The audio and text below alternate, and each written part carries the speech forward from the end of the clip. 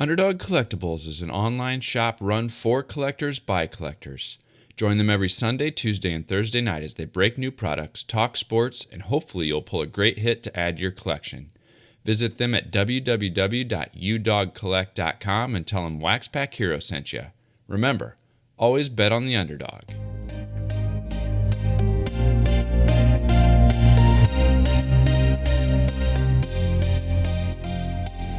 You're listening to the WaxPackHero Sports Card Minute, a podcast where we discuss both the hobby and business sides of collecting.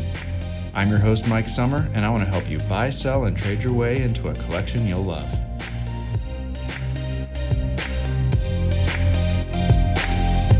It is time for another episode of the WaxPackHero Sports Card Minute, and thank you for tuning in. Today, I want to talk about how you can make a little bit more money selling sports cards. I'm going to talk about a technique on eBay that I've been using off and on as I have the inventory where it makes sense to use this technique.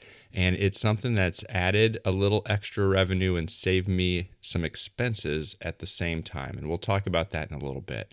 But as you know, I've talked about, I have 3 and now 4 main platforms that I use to sell cards. I sell a lot of base and inserts on Sport Lots. It's one of my first sources and go-to places. I sell and flip a lot on ComC, both from a submission process as well as buying and flipping directly on the site. Over the last couple months, as the site launched, StarStock has become the 4th place that I buy and sell cards, and I had success with my first StarStock submission. I've sent in a second submission that's under processing right now, and I've also found success flipping on the site. And I think as more and more cards get loaded on the site, we're going to see more and more opportunities where the original owner is maybe mispricing their cards, leading to flip opportunities there too. And so that is a growing place for my card sales online. And the 4th place is eBay, the old standby. A lot of people complain about eBay. They complain about fees. They don't like that it's moving to this managed payments system. And yeah, they don't like the return policy. There's a lot of things that, yes, are frustrating about selling on eBay, but it also, you can't argue with the eyeballs that are still there on the site. Eventually, hopefully, they listen to some of us sellers and address some of these other issues and are able to protect both the buyer and the seller. And hopefully that stuff all gets worked out. But in the meantime, I'm still going to sell there as it makes sense. And until it becomes detrimental fiscally for me to sell there, I'm going to keep doing it. Right now, those pain points don't negatively offset the positive revenue and the positive cash flow that selling on eBay still brings me. And so I'm going to continue to sell some portion of my cards there. And today I want to talk about one of the options for selling on eBay that some people don't fully take advantage of, but I have found can be very successful for certain types of cards, and that is eBay variation listings. I am going to talk a little bit more about that today. So one of my favorite things about doing the podcast and blogging is putting up articles that help other collectors make more money selling their extra cards. On eBay, one of the things that you can do that is by taking advantage of the free listings. And if you don't have a full store, you get like 50 free listings a month. That helps reduce, that original listing costs. And variation listings can make those free listings go even further. You start with 50 free listings a month. If you have a basic store, you get up to 250 auction listings and 250 fixed price listings. And after that, your listings cost about 35 cents per listing. And that seems like you might get a lot of listings for that. But if you've got any kind of volume, you'd be surprised on how fast you can go through them. But variation listings are a way that it can help you both drive sales and reduce fees. And so what is a variation listing? Variation listing is a format that's intended when you have one product with multiple variations. So think about maybe t-shirts. Originally, they came out for people selling things like t-shirts where you've got one design but multiple colors. And so you can create one listing that lets somebody pick from a drop-down list that says, I want the red one or the blue one or the green one or the gray one, whatever it might be. Or maybe you've got an iPad cover and there's 5 or 6 different, 10 different types of iPad cover colors. Those are what variation listings are.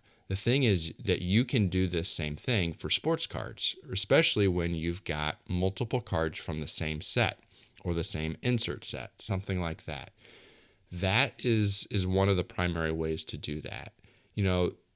It's intended to be all the same set, different players from the same set. It's not meant to be one listing that has a whole bunch of random cards in it. Now, some users have tried to use variation listings for unrelated cards, and occasionally eBay's system will flag those and they will get taken down, and the user's account will get flagged as well. And so if you start to use it for its unintended purposes, then just know you're taking your account into your own hands. There could be repercussions from that. So I just want to make sure that you're aware of it. It's not really all that hard to do. When you're in the create listing screen, ultimately what you're going to see right below the title, subtitle, category, selection options, you'll see a button that says create variations. Now keep in mind that button is only going to be there if you are listing in a category that is approved to have variations. Luckily for us, sports cards are. The next thing that you'll do once you hit that create variations listing is upload a default photo. And that's kind of the photo that will show up on your main overall search results and the main overall landing page for that. And so that is, keep in mind, if you're going to show cards, show one that is going to be attractive and appealing and is going to draw people in and obviously relates to the variations that you're going to be listing below.